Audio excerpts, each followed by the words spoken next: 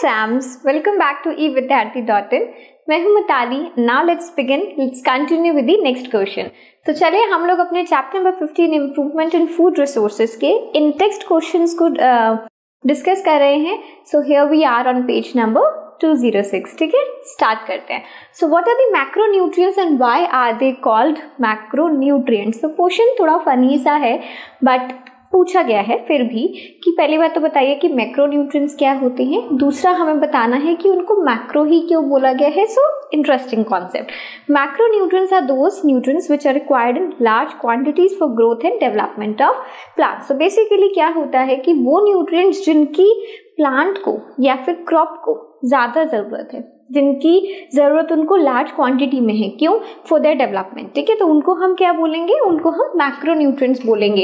And क्योंकि इसकी जो जरूरत है वो लार्ज क्वांटिटी है ना, ज्यादा क्वांटिटी में है, इसी वजह से हम उसका नाम मैक्रो रखते हैं. मैक्रो मीन्स बिगर, है ना, लार्जर. अब इसी तरीके से अगर हम माइक्रो की बात करते हैं तो माइक्रो यानी कि छोटा, यानी कि वो न्यूट्रिएंट्स जो कि सॉइल से मिलते हैं. दोनों ही न्यूट्रिएंट्स सॉइल से मिल रहे हैं, बट वो न्यूट्रिएंट्स जो कि एक प्लांट को, एक क्रॉप को कम क्वांटिटी में चाहिए, उसको हम क्या बोलेंगे? माइक्रो बोलेंगे. ठीक है ना, तो इस तरीके से उसका नाम रखा गया है. अब now we have 6 macronutrients total in all.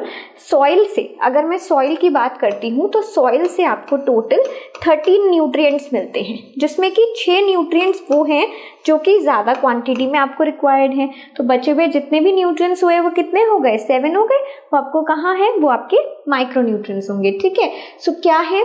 Nitrogen, phosphorus, potassium, calcium, sulphur and magnesium. So ये वो वाले न्यूट्रिएंट्स हैं जो कि सॉइल के द्वारा मिलते हैं. सॉइल के ही न्यूट्रिएंट्स को आप 2 हिस्सों में डिवाइड करते हो. One is your micro and the other one is your macro. और मैक्रोन्यूट्रिएंट्स कौन से हैं? You should know these things. ये हमें याद रखना है बिकॉज दिस इज इम्पॉर्टेंट. ठीक है, चलिए नेक्स्ट क्वेश्चन देखते हैं. How do plant gets nutrients. Plant को न्यूट्रिएंट्स बेसिकली मिलते कैसे हैं? देखो मैं सिंपल समझा देती हूँ, रीड आप अपने आप इसको बाद में भी कर सकते हो. प्लांट को न्यूट्रिएंट्स मिलते हैं 3 सोर्सेस से. वन इज योर एयर, हमारा फोरमोस्ट, जो कि कोई गलती से भी नहीं भूलेगा क्योंकि एयर तो हमेशा उसके पास है. ठीक है. दूसरा आता है आपका वाटर, क्योंकि वाटर के बिना वो पनप नहीं सकता, सर्वाइव नहीं कर सकता, मर जाएगा. यानी कि पानी से उसको कुछ ना कुछ बहुत इंपॉर्टेंट मिल रहा है. हमें बचपन से सिखाया जाता है कि एक प्लांट अगर उगाना है, जर्मिनेशन करना है, एक छोटे से प्लांट अगर हम स्टार्ट करते हैं ना, जैसे हमें सिखाया जाता है, तो वहां पर भी पानी का इस्तेमाल सबसे पहले करते हैं. ठीक है. तीसरा हमारे पास आता है सॉइल. हवा में तो प्लांट नहीं उगता ना, ऐसे ऐसे मैं लेके खड़ी हो जाऊंगी तो वो ग्रो करना शुरू कर देगा, ऐसा तो नहीं होता. यानी कि जमीन, सॉइल की उसको जरूरत है. ठीक है ना, तो सॉइल से ही मेन सारे न्यूट्रिएंट्स जो प्लांट को या क्रॉप को मिलते हैं वो जमीन से मिलते हैं. सॉइल जिसको कहते हैं, मेनली 13 न्यूट्रिएंट्स मिलते हैं. तो मैंने यहाँ पे मेंशन किया है दैट 13 न्यूट्रिएंट्स आर दोज जो कि एक क्रॉप को या एक प्लांट को सॉइल से मिलते हैं, जिसको हमने डिवाइड किया है. किस में डिवाइड किया है? यहाँ एक बार देखते हैं. बेसिकली सॉइल से मिलने वाले, सॉइल से मिलने वाले जो न्यूट्रिएंट हैं उसको हमने 2 हिस्सों में बांट दिया. एक हो गया हमारा मैक्रो, एक हो गए हमारे माइक्रो. जैसे कि मैंने अभी प्रीवियस क्वेश्चन में भी आपको समझाया है, मैक्रो और माइक्रो में फर्क सिर्फ इतना है कि अगर हमारे न्यूट्रिएंट जो सॉइल के द्वारा दिए जा रहे हैं ना, वो अगर ज्यादा क्वांटिटी में है तो क्या होंगे? मैक्रो होंगे. सो आउट ऑफ ऑल 13, अगर मैं 13 में बात करती हूँ तो कुछ है जिनकी क्वांटिटी काफी ज्यादा रिक्वायर्ड है और कुछ माइक्रो ऐसे रहते हैं जिनकी क्वांटिटी कम रिक्वायर्ड है. ठीक है. इसी के साथ साथ अगर देखा जाए तो आपके पास 2 और एलिमेंट्स हैं जहां से न्यूट्रिएंट आता है. 2 और जगह है, जैसे कि अगर मैं बात करती हूँ एयर की और अगर मैं बात करती हूँ वाटर की, तो वाटर और एयर के दोनों चीजें हमने लिखा है कि वाटर से हमें हमेशा मिलता है हाइड्रोजन. सो प्लांट को हाइड्रोजन की जो रिक्वायरमेंट है वो वाटर से पूरी हो जाती है. और अगर मैं बात करती हूँ ऑक्सीजन की या फिर कार्बन की, तो वो कहाँ से पूरी हो जाती है? ऑक्सीजन से, एयर से, सॉरी. ठीक है. सो इसलिए इस तरीके से plant do get their nutrients. Clear हो गया? चलिए अब इसके साथ आगे बढ़ते हैं. We have the question on page number 27 now. Compare the use of manure and fertilization in maintaining soil fertility. बहुत इंपॉर्टेंट क्वेश्चन है, बहुत अच्छा क्वेश्चन है. इंपॉर्टेंट इसलिए है बिकॉज ये comparison most of the time आता ही आता है. ठीक है. सो है क्या हमारे पास?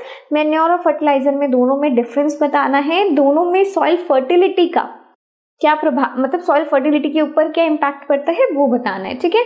सो अगर मैं मैन्योर की बात करती हूँ, so they increase soil fertility by enriching the soil with organic matter। सो सबसे बड़ी चीज जो मैन्योर के साथ आता है वो है आपका ऑर्गेनिक मैटर, यानी कि अगर हम बात करते हैं कॉम्पोस्ट की, वर्मी कॉम्पोस्ट की, इस तरीके का है ना। तो जितना भी ऑर्गेनिक मैटर होता है उसको हम एज अ मैन्योर यूज करते हैं। And nutrient that is prepared by the decomposition of animal excreta and by the plant waste. तो बेसिकली ऑर्गेनिक मैटर वो ऑर्गेनिक मैटर जो कि आप एनिमल के एक्सक्रीटा, है ना, एक्सक्रीटा समझ आता है ना सब लोगों को, ठीक है। तो इसी तरीके से प्लांट का वेस्ट, यानी कि एनिमल हो या प्लांट हो, दोनों का ही जो वेस्ट होगा वो कहीं ना कहीं आपके सॉइल को एनरिच करके जाएगा, तो उसकी फर्टिलिटी इंक्रीज हो जाएगी और उसी को हम मैन्योर कहते हैं। बट अगर मैं बात करती हूँ फर्टिलाइजर्स की, तो सबसे पहली बात ये है कि फर्टिलाइजर भी कहीं ना कहीं आपके जो सॉइल है उसको एनरिच तो करते हैं, उसकी फर्टिलिटी को इंक्रीज तो करते हैं, लेकिन यहाँ पर जितने भी एलिमेंट्स हमने यूज करे हैं दे ऑल आर इनऑर्गेनिक, यानी कि इसको मैं यहाँ पे मेंशन कर देती हूँ, they all are chemical based. जितने भी हमने कंपाउंड्स, जितने भी एलिमेंट्स को हमने फर्टिलाइजर्स में यूज करा है वो केमिकली प्रोड्यूस्ड है ना, मैन मेड है और केमिकली प्रोड्यूस्ड है। Whose excessive use, soil fertility के लिए वो यूज तो होते हैं, बट अगर आपने उसका एक्सेस यूज किया तो वो कहीं ना कहीं सॉइल फर्टिलिटी को डैमेज भी पहुंचाते हैं। साथ ही साथ जो माइक्रो ऑर्गेनिजम्स आपके प्लांट को नेसेसरी है ना, अपनी फर्टिलिटी इंक्रीज करने के लिए, अपनी ग्रोथ को अच्छा रखने के लिए, उन्हीं माइक्रो ऑर्गेनिजम्स को वो मार देते हैं। तो इवेंचुअली अगर वो मार देंगे उन माइक्रो ऑर्गेनिजम्स को तो फर्टिलाइजर्स किसी काम के नहीं है, ठीक है। तो ये मेन एक कंपैरिजन हो गया है, दैट इज ऑल। क्योंकि अगर आपको ये क्वेश्चन 1 मार्क्स में आता है तो बस इतना ही आपने देना है, इससे ज्यादा की रिक्वायरमेंट नहीं है। क्लियर हो गया? चलिए, तो अब इसके आगे के क्वेश्चंस के साथ फिर कंटिन्यू करेंगे। स्टे ट्यून्ड गाइस, पूरी प्लेलिस्ट आप लोगों के लिए क्रिएट हो रही है, बनी हुई है। So everyone take care and bye.